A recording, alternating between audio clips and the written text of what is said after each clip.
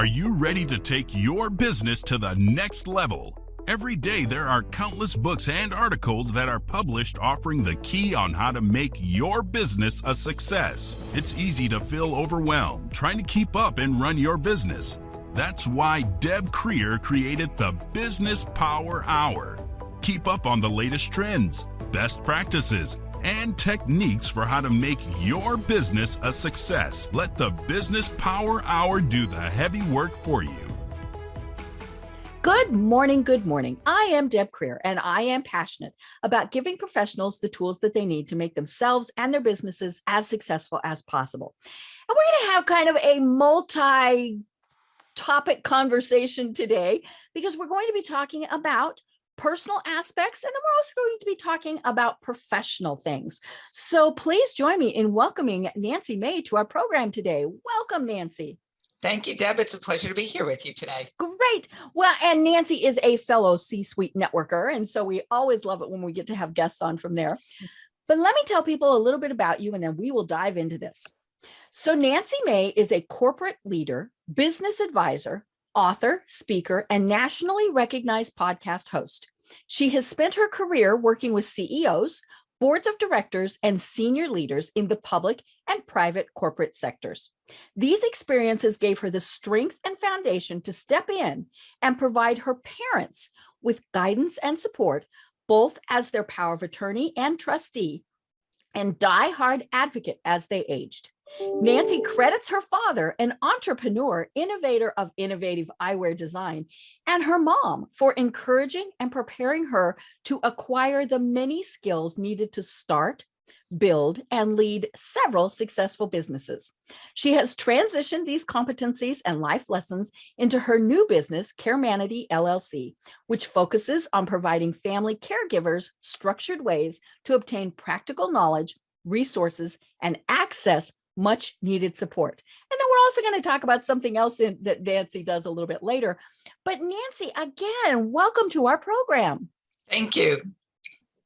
Well, I always like to find out from my guests how it is that they got to where they are today. So how is it, that you got here and discovered that this is your passion in life? Oh, geez. With the caregiving component, that actually started with, my joke is that it started from the age of 5. Mm-hmm. I didn't know it when my mom had made sure that I was, as the oldest child, able Mm-hmm. to take care of any situation in case of an emergency or disaster. My dad traveled a lot on the road as a business owner and entrepreneur. And I had a younger sister who was ill at the time and eventually did pass. She was 4.5 when she passed from childhood leukemia, which thankfully today they're pretty good at curing. Right. But I was, the oldest daughter. And so in case things went belly up, I knew how to dial 911. And my mom and my aunt my mom would lay on the floor, and my aunt, who was her younger sister, 13 years younger, would come over and pretend to ring the doorbell. And it sounds, anybody who's a psychologist who's listening thinks this is like, this poor child grew up in a wacko situation. But my mom would lay there and pretend that she was either dying or dead or on the way out. And my aunt would say, Nancy, the doctor's at the door. Call 911. No, call 911. So on my little red plastic phone, I would dial 911. Right. But later on, over time, my dad always prepared me for where things were, what would happen in case of emergency. My parents told me if anything happened to them, where my sister and I would be protected and safe, which was a friend's dude ranch out in Arizona. I thought, well, can you go away for a couple of weeks so I can try that out when I'm younger? Yeah, let's test this. It was pretty cool. But beyond that, later on in life, you grow up and you don't think about those things. Right. But I think they were always forefront, no matter what I did, because we care about our parents, right?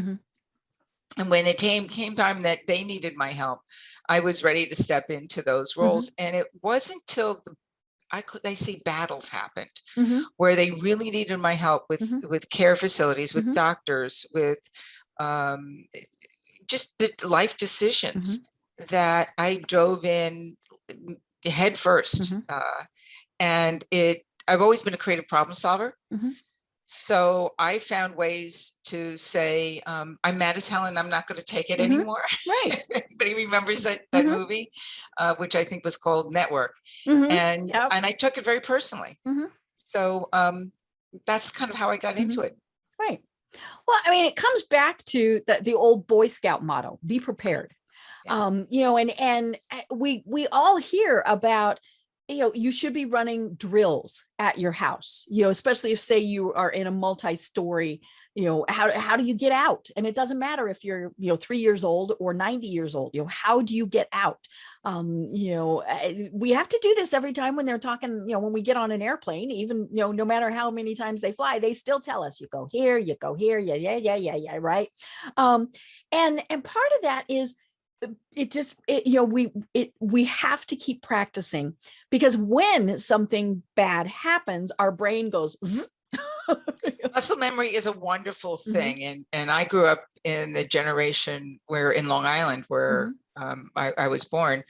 We had community drills. Mhm. At certain times in the year, the entire community said, okay, in case of an emergency, this is what you need to do. This is Right. how your family goes out. We all practice in our Mhm. neighborhood. Right. And I went to college. My parents actually sent me to college with one of those aluminum ladders that you put out the window. Like, Mhm. I'm probably the only student in the entire school that had one of these things, But but I knew you how would to have use it. you would have survived, and Yeah, and everybody would have been following me out the window. yeah. Well, and it's funny, because we all grew up having fire drills, and things like that. But I remember I grew up long enough ago that it was still the Cold War. Yeah. And we would get, we had drills for that, where we would get under our desks. And I still remember thinking, I don't think this is going to stop us from a nuclear bomb. Yeah, I never lived through that part, but I do remember seeing the signs that said air raid shelter in our cafeteria. Right. And it always made an impression on me. Yeah. Well, and we should just always know where some of those things are, because storms happen. I grew up where, you had tornado shelters and things like that. And so it is always good to be prepared. But of course, the biggest thing is that we have to have communicated with Correct. our parents, with our spouse, our kids, all of those, as to what everybody wants, what plans are, things like that. I mean, like you said, your parents said, something happens, you're going to end up with our friends in Arizona. I think our neighbors have told their kids, if something happens, you go over to Deb and Tom's. Right. So these little people would appear at our door. But all of these things, you have to have communicated them, and again, multiple times, so that people remember, because just telling them once, hey, do this, they're not going to remember. I'm not sure. Of course, I don't have children. My husband and I don't have children, but I'm not sure that I hear enough of these conversations with friends over the years. Right. And it seems to be a different time, that there's a higher level of trust in what happens around you, or maybe even isolation, because we trust our phones and the people that are there, as opposed to really knowing our neighbors, which is a very different type of way of Right. living, right? Yeah. Yeah. I mean, I think we are kind of unique. Now, we are at the end of a cul-de-sac, so we're kind of a captive audience, but we know everybody that's down here. And, so, we do things like, if we're the only ones that have a basement out of like the 5 houses that are down here. So when we get, bad weather and the sirens might be going off, I text my neighbors and I say, remember, you can always come here, bring your critters, and come into our basement. Don't hesitate to think that you can't. But yeah, in many neighborhoods, you would never do that, because you don't even know who they are, let alone have their information to be able to text them. Yeah, we moved from Connecticut down to Florida recently, and our neighbors across the street from us in the woods up in Connecticut, we were always checking in on one another. Do you have power? We don't Right. have power. There's a snowstorm. Come over to our house. We're making chili, or it's power's outage. We're doing a empty the refrigerator party. Right. It's like, can you cook on your grill? So we did those things down here when we moved. Actually, when I moved my parents into the house that we're in right now, one of the first things I did when I came down here to visit was sort of get a surveying of the neighborhood and see what was happening in the neighborhood. It's very quiet. It's an HOA, which I'm not used to, but they all seem to know that it was the older couple that was there, and the neighbors across the street who were also in the medical field made sure that my aides knew that they could always knock on their door and call on them if need be. And so we've gotten to do the same thing now that we're down here.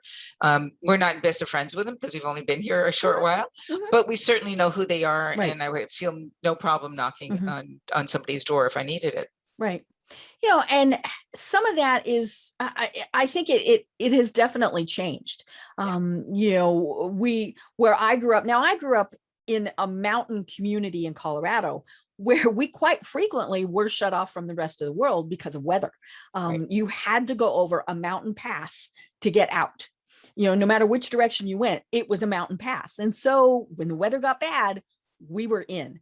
And so we did rely on each other, and we did check on each other, you know, and I think that's one of the things that we have lost, you know, and then it's weird. It's kind of been made worse in the pandemic because initially, at least, we were completely shut in, and you weren't supposed to check on other people. You weren't supposed to be communicating with them.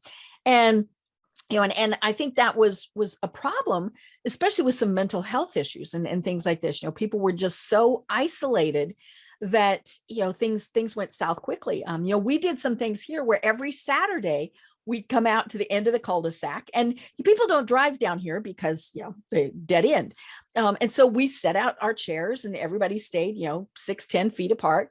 And we would just sit and catch up on the week, or we would play cornhole or whatever. And that really helped with that feeling of isolation. Sure. Yeah. You know, Zoom was and still is a great tool for connecting, but it's not the same as connecting with somebody who's across the street or next door. And I think Zoom helped a lot with mental health in many cases. But in case of an emergency, and you're in Atlanta and I'm down here in Florida, I wouldn't know what town to call to get 911 help for you if you needed it, and vice versa. So that's a thing that I think we need to try and figure out from a social media perspective. How do we bridge those gaps?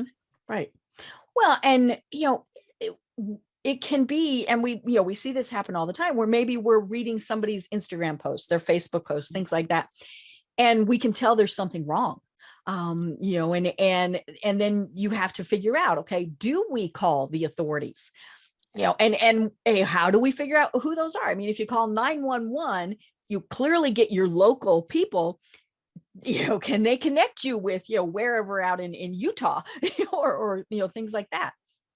Or as simple as just even looking at the mailbox. There was, well, our local carrier back north knew when there was an issue with somebody just based on how much mail had piled up. Typically knowing whether somebody was traveling or not, but if it was a lone person, an older person by themselves, and in some cases, those people would wait at the end of their mailbox just to have a conversation with the mail carrier. And that's pre-pandemic. So I remember hearing those conversations at the post office. Geez, you know, Mrs. Smith is having this issue. You know, her mail's they call the local police department to just do a welfare check, which is good to know that you have other people in the community you may not know socially, but just keeping an eye out for one another. Well, and people are always, oh, we don't want to intrude. We don't want to, you know, cause a problem. I'm sorry. It's much better to apologize than for there to have actually been a problem. You know, and so I might be a little annoyed at somebody if, say, you know, they had the police appear on my doorstep, but I would be more grateful that they were paying attention. Growing up, my mom had told me that hurricanes would hit Long Island where we were living growing up. My dad, as I said, mentioned, traveled a lot.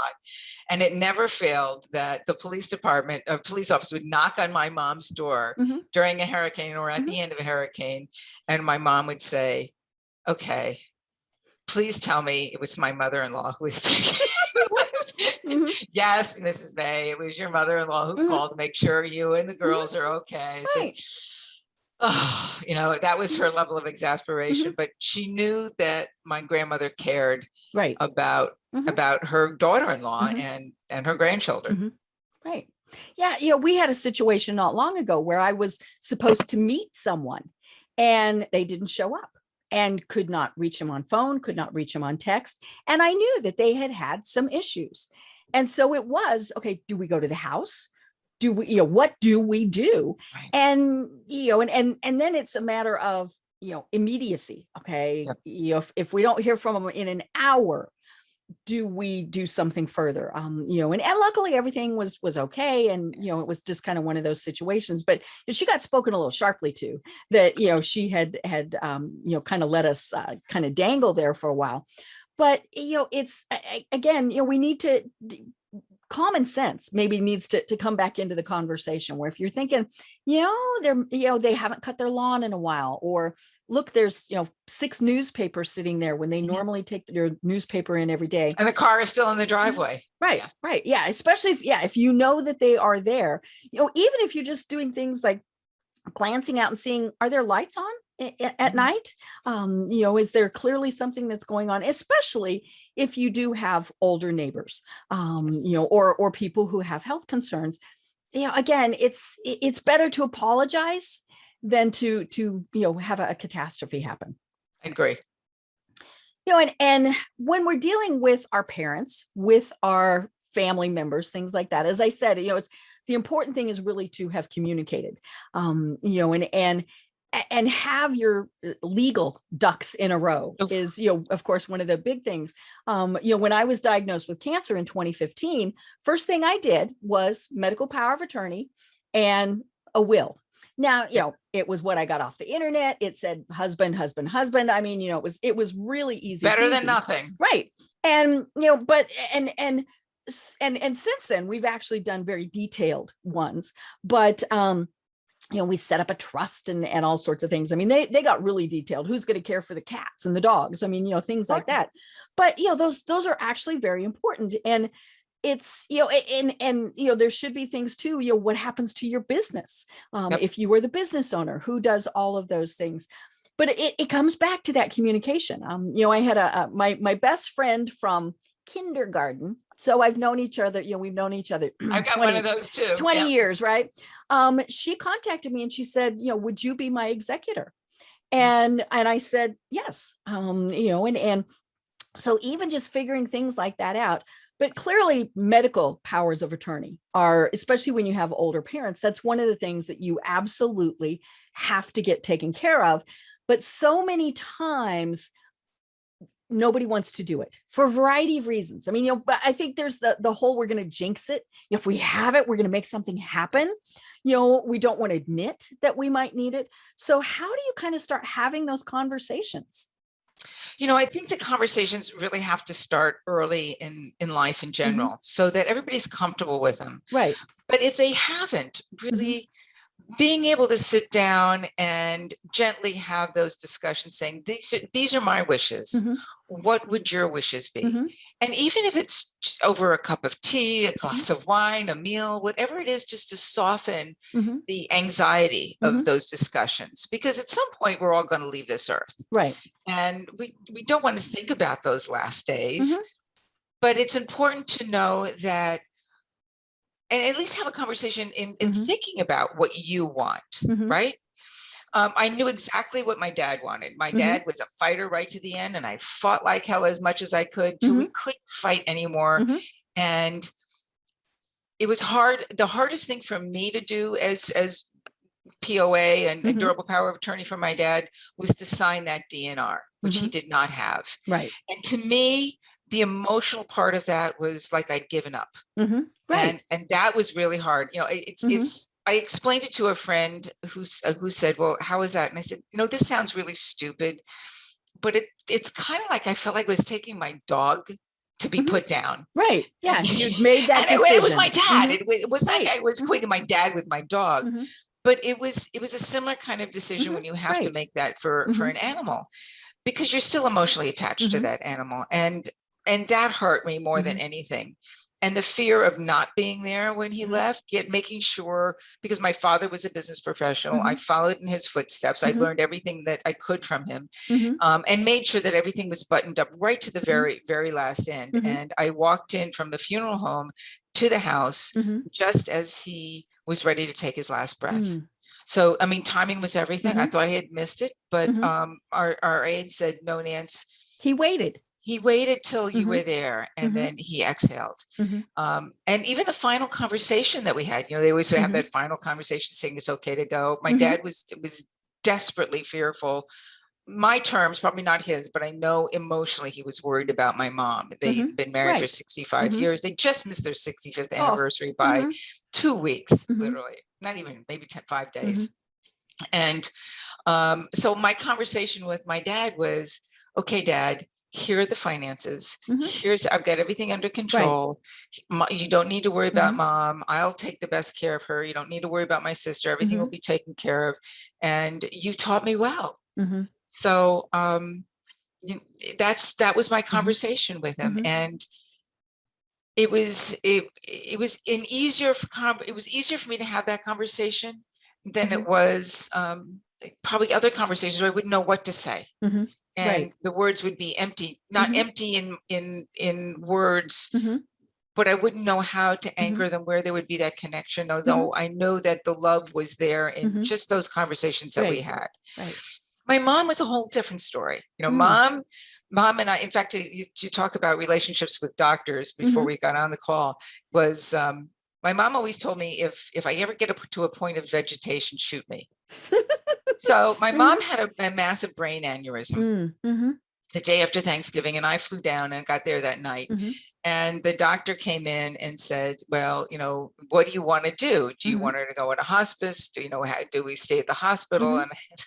And my sense of humor, a little warped at times, told the Well, she doctor, wants to my be mother said shot. we wants me to shoot her. Mhm. You should have, this doctor, the look on his face was a state of panic. And I said, Yes. we can't legally do that. And I said, I know, but I I'm just know. letting you know that Yes. my Yes. mother's wishes were to Yes. not Not to prolong drag mine. this out. Right. Mhm. And in fact, Mhm. the ER nurse on the phone had said, we want to do brain surgery on Mhm. her. And Ah. they're going to, yeah, exactly, Mhm. exactly. And I said, absolutely not. I Mhm. knew what she Mhm. wanted and how to make that decision. Right. And it was definite. I Mhm. knew I was, the decision to sign well, she had a DNR, but the decision Mhm. to say no more life-saving Mhm. equipment Mhm. or Mhm. efforts um, was very grounded with Mom, Right. because I knew exactly Mhm. what she wanted. Mhm. And she would have So, haunted you if you oh, had done something different, right? desperately, Mhm. desperately. And she was with us for 10 days. We brought her Mhm. home. Mhm. And, I held her home. And at Mhm. night, we took turns sleeping next Mhm. door. And every night, Mom, it's Nance, it's Mhm. Nance. And very quietly, although she wasn't able to say anything or Mhm. even she only opened her eyes once when I said, it's Nance, Mhm. at the hospital, and then Mhm. never opened them again. But she would gently hold my hand and Mhm. just gently squeeze it. So I Mhm. knew she could hear She me. was there. And Mhm. she knew that she was not alone. And Mhm. that I think was the most Mhm. important thing, that Right. people who loved Mhm. her desperately were right Mhm. there with her Mhm. to make Mhm. her process Mhm. her own. Right.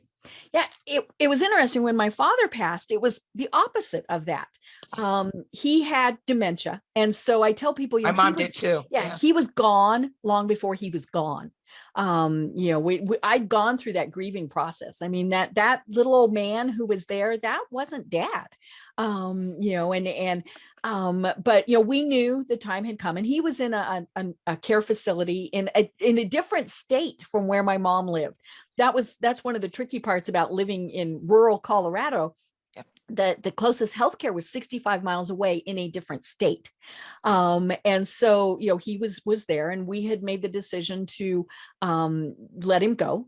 And, and then it kind of, took a couple days and things like that. And I remember, it was funny. Some of the nurses told me, have you told him it's okay? And I thought he would think that was the wackiest thing in the world. And so, no. And I mean, that wasn't us. I mean, Yeah. we wouldn't have had that conversation.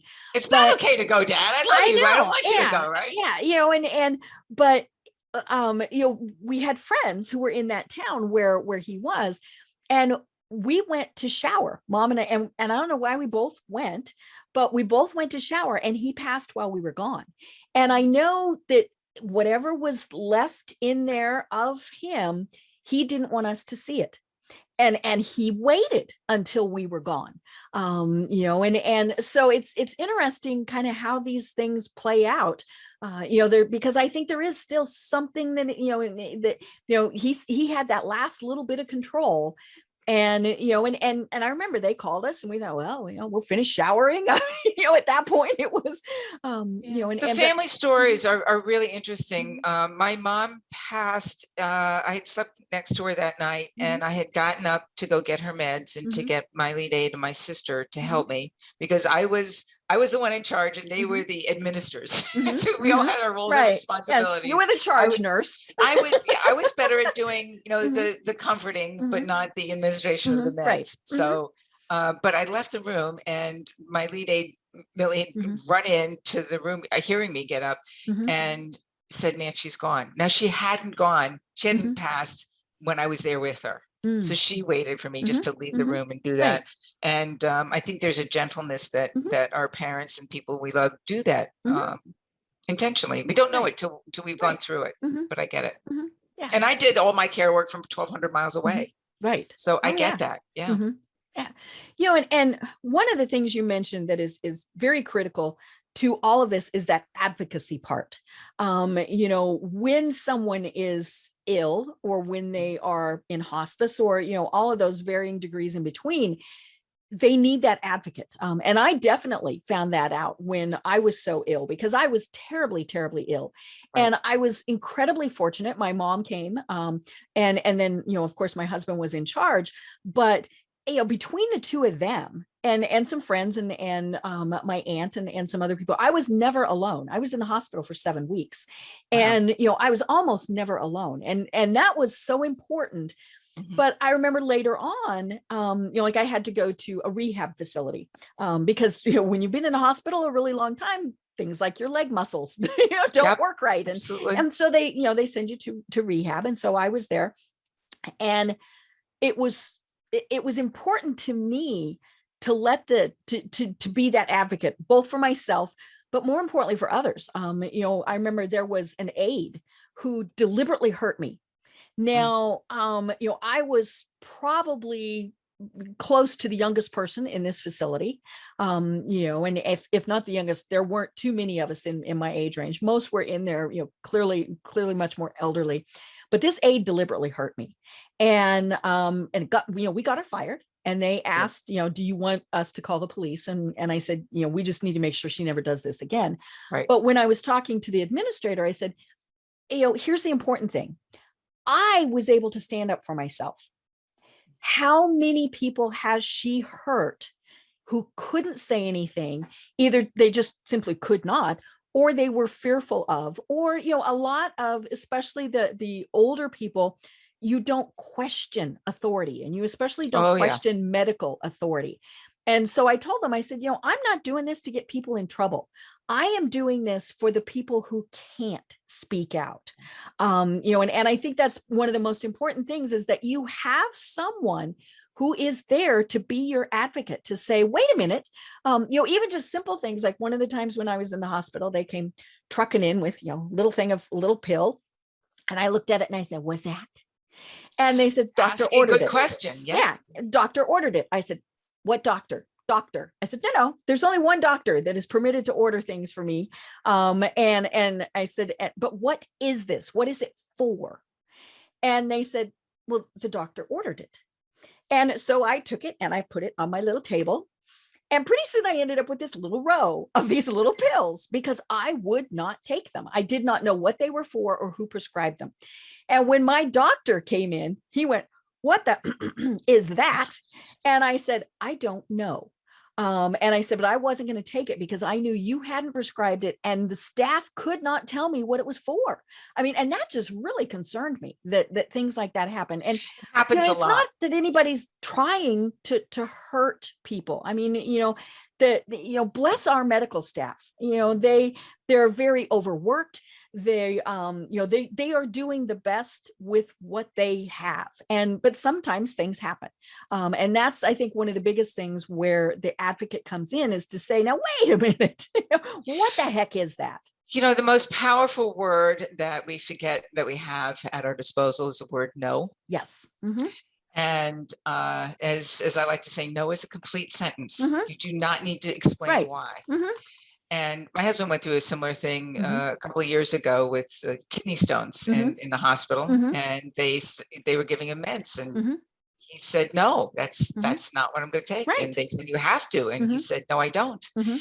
So there's this sense where sometimes the hospital people will think, oh, he's got dementia, Mhm. which you can get hospital-induced Right. Oh, delirium yeah. Mhm. very easily, Mhm. and it can happen at any age. It's Mhm. not an older person. Oh, I'd So had so they much think that you're anesthesia that compatible, my right? brain shorted Yep. out. It Mhm. happens. It does Mhm. happen just by also being in an Mhm. environment that you're Mhm. not used to and in a dark room, Mhm. which many hospital rooms are. Mhm. Right. So being able to be forceful and strong Mhm. and have your voice heard or have Mhm. somebody else voice it for you Mhm. is very important. Mhm. Right. And one of the things too is you mentioned, that you were doing this from 1,200 miles away. Yes.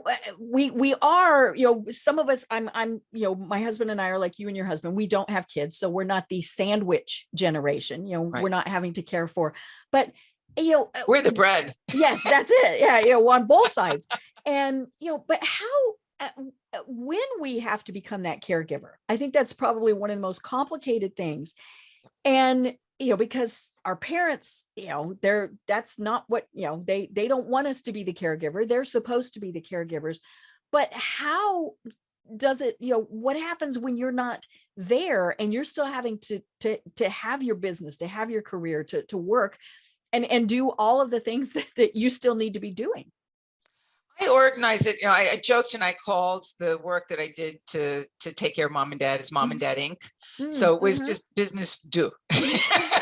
Right. And I had aides that I hired. Mom and dad had been in a care facility originally. They wanted to go there according to my folks. And we had these conversations that I don't want, my dad said, I don't want us to be a burden to you and your sister. But I trust you, Nancy, to make medical decisions, to make financial decisions, and any legal decisions. So I was sort of the big kahuna in their eyes. You were the CEO. Yeah, exactly. The CEO of Mom and Dad Inc. But when I saw their decline at the facility and the cost of their care went from $3,500 a month to $30,000 a month overnight. Oh. Oh yeah, because and this was considered a very good care facility down here, and it was, I kept complaining. I was like, Mom's having problems. She says she's having problems with your site, and I nicknamed everybody. So the head nurse I named Nurse Ratchet, and I had Tweedledum and Dumb Tweedle, and the kindest people in the whole facility were the little housekeepers. They were probably not even making barely minimum wage. I And loved my aides when I was oh in the my God. hospital. Yeah, and they were the ones who pulled me inside and said, Miss Nancy, we know you care. We see it in your heart and your words and your actions when you're here. We have to let you know what's going on.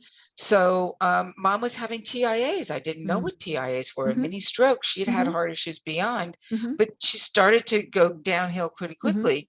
And if I showed you the pictures of what they looked like then, almost like 12 years ago, versus what they look like when they passed, you would think that the age had reversed the other way around. Right.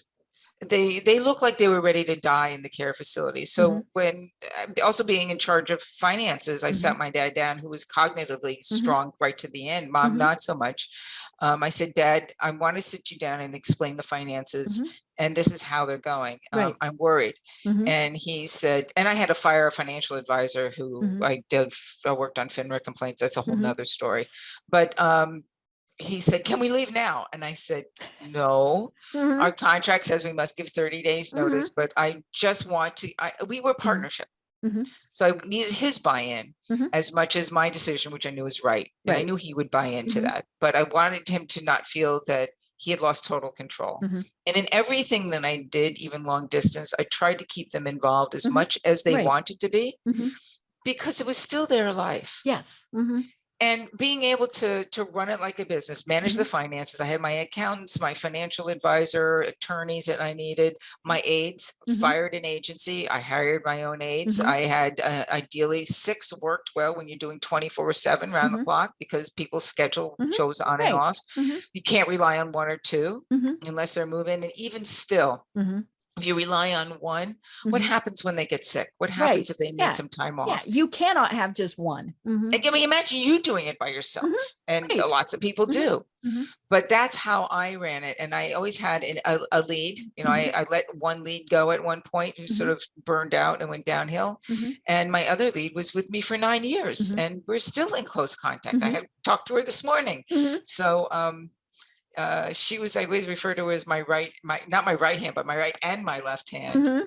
And cameras and phones and Mhm. conversations. We had weekly calls. I Mhm. did monthly calls with the group aides via Mhm. Zoom or chat, so that everybody knew that I Mhm. was still the one in charge. But when I'm not there, the boss was Millie. Mhm. Right. That's it. Mhm. And any questions, Mhm. you could always go to me. But day-to-day operations, if Mhm. there are concerns and questions on care and what Mhm. needed to be done, Millie was the one. And Right. then we had cameras, Mhm. and cameras were not just for fear of who we had in our Mhm. home, but we use them as training aids. Mhm. So, sometimes you bring in a new aide and we Mhm. train them, and you say, okay, so, Susie, you're doing great, but Mhm. I want to show you exactly. Right. You say you're doing this, Mhm. but this is exactly what's happening, Mhm. and how can we help you do Mhm. it better? Mhm. Um, so I did crazy things like disc reviews, where you Mhm. do personality tests. Mhm. So everybody knew Right. what was Mhm. going on in the Mhm. personalities. Mhm. They must have thought I was the biggest nutcase in the world, but it helped me to have a Mhm. better understanding because I wasn't Right. there all the Mhm. time. Yeah. But I Yeah. rely on a good anchor, Mhm. and that's Right. key.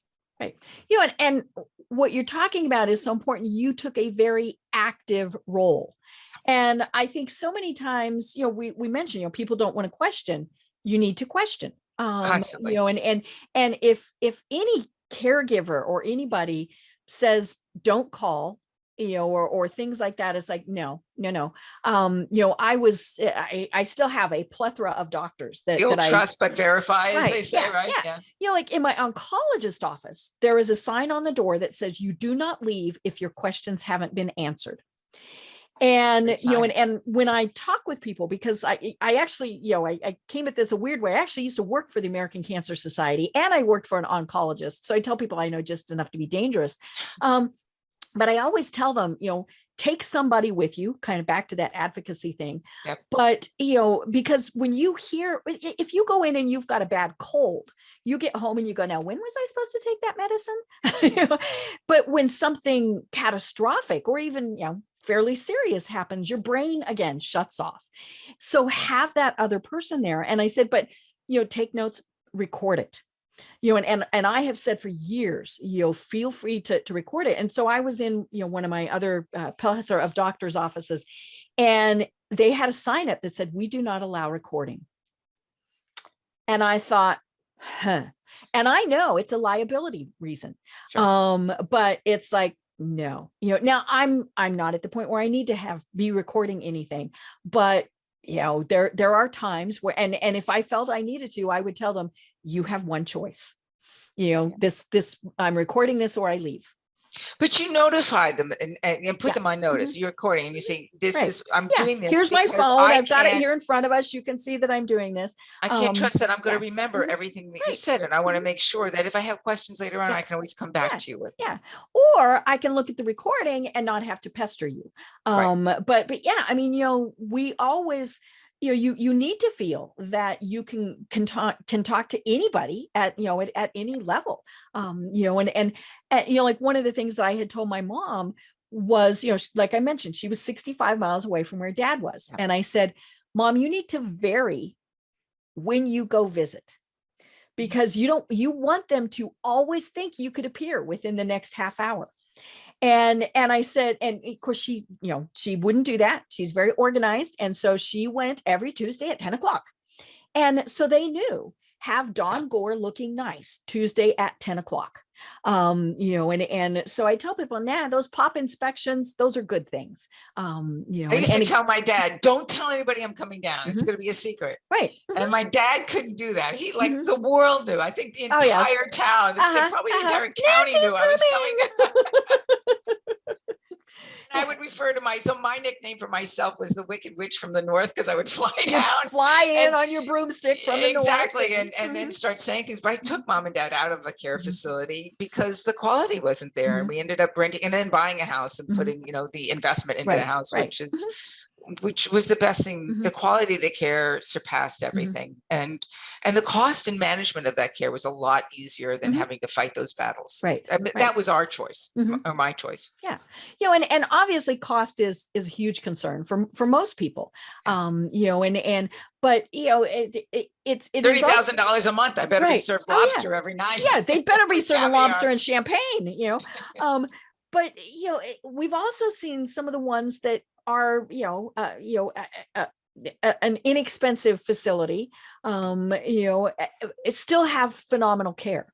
Absolutely. Yes.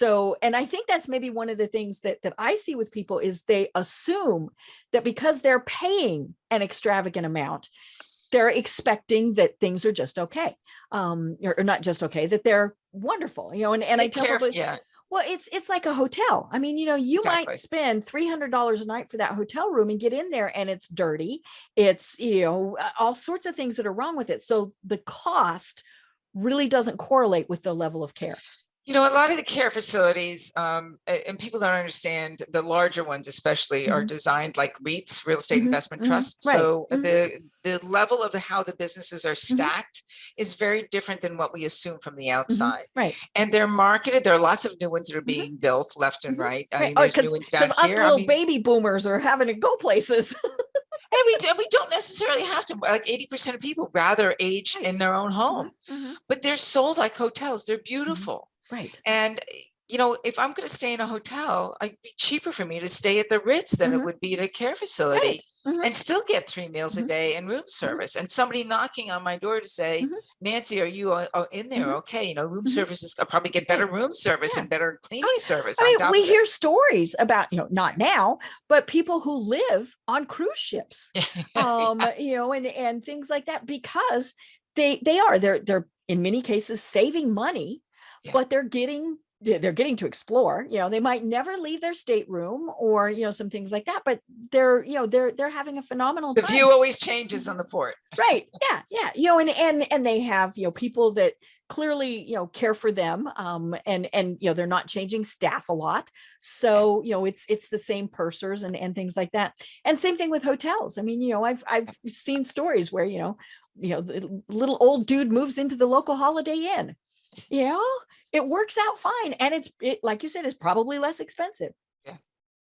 And he gets his sheets changed every day. Every day, unless you put the little green sign out there and saying I don't need to, right? So cool. Well, I mentioned at the start that you do several things, and so let's talk about the other business venture that you do. And you work with individuals and companies regarding board positions. So tell us a little bit more about this. So I have worked with boards of directors, paid for profit, typically public companies, to help them build their boards, add new directors, make the decisions on how do we do due diligence on incoming directors that they've already selected, or make the decision to have that conversation to remove a director. But I also have moved into, because that's a whole different world, and it's a great world, actually. I got into it because over the years, the CEOs that I worked with said, geez, you think a little differently. Can you help me with my board? And I thought, that was before the whole business became hot, we'll call it, right? Everybody wants to be on a board. And I said, sure, I can have that conversation. How do we think about this a little bit more strategically? How do you make your board a better asset to you as the CEO, and vice versa, because you want to make sure you have the good relationship.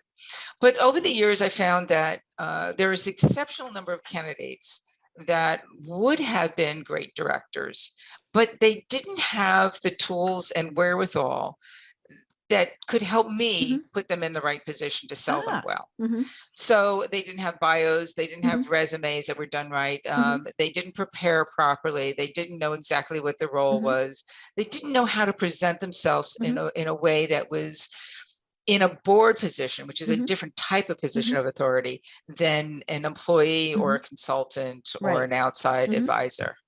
And the two roles are very different. Mhm. So I got into coaching individuals. Actually, I was pulled into it through another person who said, Mhm. you should charge for this. Mhm. And those that weren't prepared, Mhm. I just didn't present them. Right. Good people lost. Mhm. I had one fellow who was the CEO of a very well-known company said, I don't need a resume. People know me by They name. Just know put who me. I am. Mhm. Very much so. Mhm. And I said, no, they may know who you are, but Mhm. if you're not willing to take the time to Mhm. prepare, then that also tells me Mhm. right up front what kind of director you're going to Mhm. be. Right. You're Mhm. not going to be on Mhm. board. You're not going to be committed. Mhm. You're going to be You're too I didn't say this self-centered. to them, but they're Mhm. self-absorbed, Mhm. and they weren't going to take the Mhm. time to really put Mhm. the energy into doing the Mhm. job well. Right. And it's interesting because this was something that until recently I hadn't really thought about. We all, many of us think about serving on nonprofit boards. Mhm. And many of us do, whether it's, your church board or, your local cancer society or, whatever it is, you serve on those boards. A lot of people, PTAs, things like that. But businesses, for-profit entities that have boards of directors pay those people Correct. and and pay them handsomely, obviously depending on what the company is. And it was so funny. I was looking, we've got the Olympics going on right now, dun, dun, dun, dun. Right, you hear those and you get a chill. But I was looking at Michael Phelps because he's no longer swimming, and it looks like his job now is obviously spokesperson, and he gets a lot of things like that, and but he also serves on several boards of directors. Now, part of it is they want that name. Yep. That does kind of, but he's being paid probably very handsomely to serve on those boards. But so many people have skills and talent that aren't the Michael Phelps of the world. And those are the people that businesses truly do need. Correct. Correct. Michael Phelps is certainly a figurehead. I Mhm. haven't looked to see what board he's on or which Mhm. boards he's on, but my guess is there's sports related types of businesses Yeah, or something in the I looked industry. at whatever it was. It was like, oh, okay. I mean, it made Yeah. sense when I Yeah. saw it. But typically, you want good people with good Mhm. judgment Mhm. and a broad enough knowledge to bring an outside perspective Mhm. and help the CEO and the management Mhm. team make sure that they're questioning what they're doing well. Mhm. So they're Right. out ahead of the Mhm. curve as opposed to behind the curve and Mhm. managing the competition. I mean, you can't manage the competition, but understanding, Mhm. excuse me, I'm going to sneeze, Mhm. maybe not, but anyway, I can feel it coming. Mhm. But that's really key. Mhm. And a good board is a huge asset to a Mhm. company. Right. A bad board Mhm. can be a ball and Mhm. chain. And I think the last number I saw that something like 3/4 of the directors think that 3/4 of them should go. Mhm. Mhm. And it's also very difficult Mhm. to remove a director. It Mhm. shouldn't be. Right. Directors are uncomfortable having those discussions Mhm. with their board. So the chairman Mhm. typically has that Mhm. discussion. The chairman of the nom-gov and the chairman of the board of Mhm. director will pull somebody aside and say, it's time for you to go, Mhm. Deb. Yes. And Mhm. or it could be an age Mhm. issue, it could be an overcommitment issue, it could be the wrong person at the wrong time Mhm. for that particular Mhm. company, and they Right. need to add greater strength in Mhm. different ways. Right. But there are a myriad of reasons Right. why. Well, and clearly, especially one of the big things would be if your CEO, if your senior management changes. It's just like when you have you have employees that no longer fit, you're Or you're going to have acquired. your board Questions. no longer fits. And the biggest companies in the world, I mean, you hear Warren Buffett talk about the advice he gets from his board. There are some others like Elon Musk probably needs to pay attention to his a little bit more. ExxonMobil had 3 new outside Yeah, directors that yeah. got voted on Mhm. because things were not Mhm. necessarily Mhm. going the way Right, right. the You world know, thought them. so if somebody thinks, hey, this sounds interesting, what are the next steps? So the next steps, and it really is to make sure that I say they have their, and I put in quotes, marketing material on hand. So it's a good board bio and a good board resume. And a board bio is very different than a job bio. Correct. As is a board resume. So you've got to really use the right words and the right terminology that puts you in a position of decisiveness, that shows your accomplishments in a way. And the numbers and how you present that is a very different way to paint a package than if you're looking for the next employee job. Right. Because you are now at a higher level. It's not necessarily your higher level, emotionally, but you are technically at a different level than, let's say, a CFO. And not that a CFO couldn't be on the board anyway. And those your starting point. Then the other way is to really understand what industries and what types of businesses you could serve well. Just because, let's say, I'm picking on banking right now, just because you're in the banking industry doesn't necessarily mean that you couldn't do something well in the real estate industry, because it's the maybe skills that you have. Well, and your exposure to certain industries. So I'll give an example of one person I knew who had experience in the pharmaceutical industry, but their background was also in the technology aspect of pharmaceuticals and analytics. And they ended up on a high-tech business board. It had been many years in the private equity, but then couldn't make it into, was having a difficult time making to a private equity is for-profit, but into a public company board. And that transition was just as much focused on how to craft that information, that story, as well as what was going inside their head. How are you having those conversations? How do you make the ask without, I say, being a pain in the but being that you're a family show, a pain in the tuchus. How to make sure that you're conveying value without extracting too much about yourself. So there's ways to have those conversations and then move the needle forward so that when the decision comes, you are the front runner. To manage the strategy and the politics of what's going on inside the board, to understand the CEO relationship. And if you do not get along with the CEO of a company on any board that you're interviewing, you are not going to get on that board unless they're firing the CEO. So not that they are the be all and end all, but they're one who can put that last dig in if need be. So or they're going to make really it miserable if you are on the board. And the interesting thing is that over the course of the years, now, especially if these boards are thinking about diversity, I will get middle-aged white men who say, well, I'm a middle-aged white male, I'll never get on a board. That's BS. Are you kidding me? There's still a large percentage of men on the board. They still need men and talent. They still need that diversity. They need that skill and that knowledge. Exactly. So don't think of, I call it head trash, or in my coaching, I call it the itty bitty shitty committee, like all those bad things that are on those your shoulder. Little voices going. And the women's conversation sometimes is too aggressive, in certain areas, and sometimes needs to be just the edges taken off in a way that you are not a threat to the guys. And how you have that understanding, that relationship is really key. So those are some of the key points. And then, and then it's the networking. Where do you need to go? How do you make this conversation? Which pond do you fish How in? do you even find out that there are opportunities available? Right, exactly. And even knowing which pond to fish in. So my conversation with many is like, you'll go fishing up north. First weekend of April was fishing season, and you'd see everybody else fishing in the pond, and maybe one or two would come out with a fish. Well, many of these networks that people go to are the same way. You got all these people who are the wannabe directors, and they're all fishing in the same pond. But the smart director or perspective drains the pond metaphorically to see if there's any fish in the pond to begin with. And most you might have been fishing where there was no fish. Right. And it's interesting to see how those relationships blossom over time. So if you're a jerk to somebody who wants to be on a board, you want to be on a board, and all of a sudden they got on a board, guess what? They are not going to pay attention to you because you've been the jerk. That I poo-poo them. So it's, and the male-female dynamics, there's so many stories that we can get into and experiences, but it really comes down to, how do you market yourself? How do you have those conversations? How you build the tight bond in the right pond with the right people at the right time? And it's very targeted on how to do it well. Right.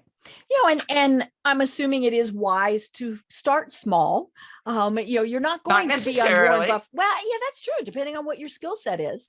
And what experience you had. So if Mhm. you've never been, even working a Fortune Mhm. 500, chances are you're not going to get on a Fortune Mhm. 500 board. If you've only worked in a $10 million company, you're going to be in a Right. smaller cap Mhm. company board. Mhm.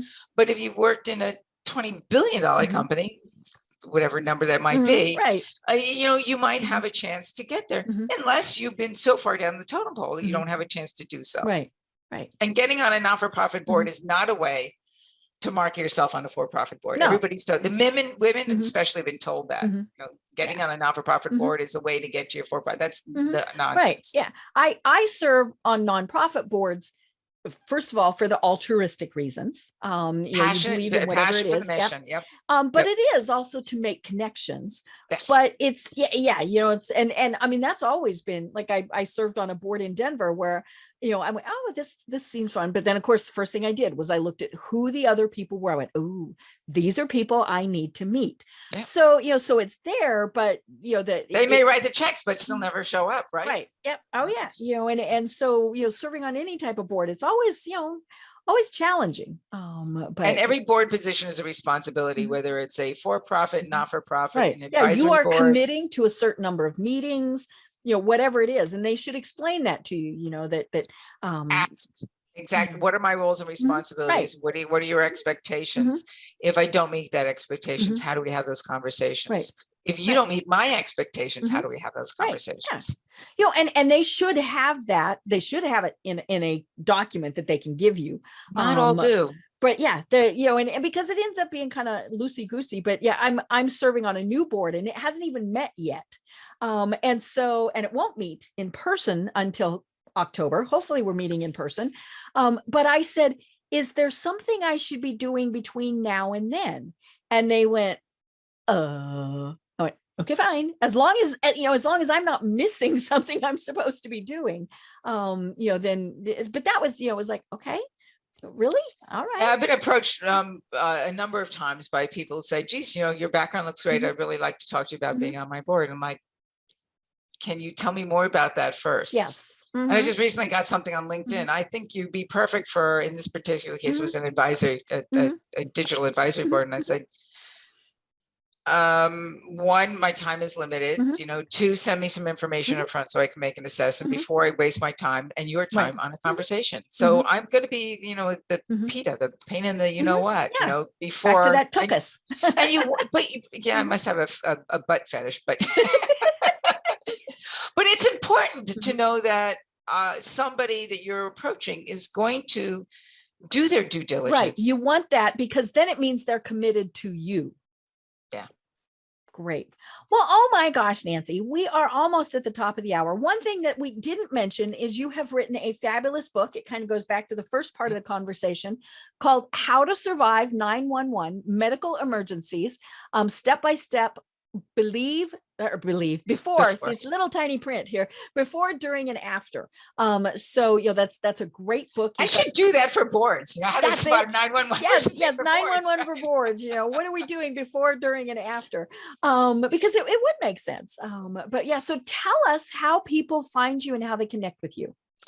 So they can connect with me at on Board Bench, which is NAM, yeah, and sorry, yes, NMay. It's been a while since I've mentioned my email address to anybody, but nmay@boardbench.com if you're interested in board work. If you're interested in any information on the book, you can go to howtosurvive911.com. You can download a free file of life. If you do not know what a file of life, everybody should have one. It's all your medical emergency information that you'd always have. I have one in my cell phone on print. Don't do it electronically because in case of emergency, nobody's going to be flipping through your apps. Right. Yeah, so, I have a printed version. Yep. And more ER doctors have told me only about something like 10 or 15% of emergency room patients come in with that information, and they are lifesavers. They said they could save more lives if people came in with that. Even if it's just basic things like what medicines you're taking, and because that's a critical thing. I mean, they give you the wrong medicine. Allergic reactions, who to contact in case of emergency, or doctors, whatever it might be. Allergies. Oh my gosh, you give me a shot of penicillin and we're going to have a problem. prosthetic devices. I mean, glasses are a prosthetic. If you can't read, the fine print, that's dental implants, pacemakers, anything. Right. So what was that website again? howtosurvive911.com. Perfect. I love it. Well, Nancy, this has been fabulous. And I think one of the fun things is seeing that as entrepreneurs, we can do multiple things, but it does all kind of tie back together. And I think that's the thing is, what our passion is in, it can spread out to multiple things, but it does highlight certain aspects. Knowing how to work with boards of directors helped me go against what I call the death panel at the hospital with my dad when they did not want to do work on him. And I said, no, you were going to do that. And I met with a hospital board and their lawyers literally 20 minutes before a procedure that they didn't want to do. And it saved his life at the time. So, yep. Yeah. It does transfer. Yeah. And you can never be too prepared. I think that is the biggest thing. Well, Nancy, this has been fabulous. Do you have any final words of wisdom for everyone?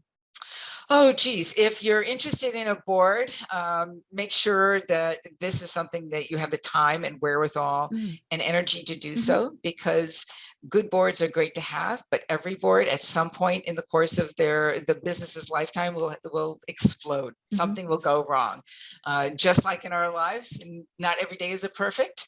So, and if you are caring or about to care for somebody that you love that might be older, or even a spouse, know that you can do it with dignity and grace, and you can still keep your work life in balance too. Not all the time, but every now and then, you can do both, and you can do both well. Great. I love it. Well, I have been having a fascinating discussion with Nancy May. We will definitely have to do it again. But until then, I'm Deb Creer, and everyone have a great day. Thank you, Deb. Tune in for our next program for even more trends, best practices, and techniques for how to make your business a success. The Business Power Hour, hosted by Deb Creer, is proud to be part of the C-Suite Network.